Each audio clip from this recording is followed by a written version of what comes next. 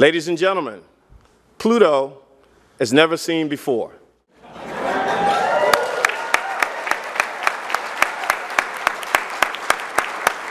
That view is just the first of many, many rewards that the team will get, especially since Pluto didn't turn out to be a relatively featureless planet with nitrogen foggy atmosphere, and we're scratching our heads, thinking, okay, what are we going to do with that? Pluto has turned out to be an extraordinarily complex and interesting world.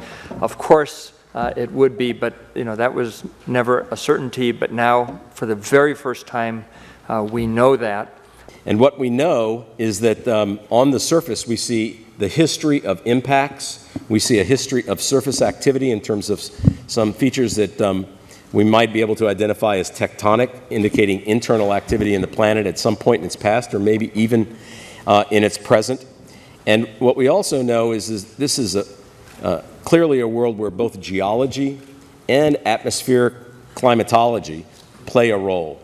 Because Pluto has strong atmospheric cycles, it snows on the surface. The snows sublimate and go back into the atmosphere each 248-year orbit.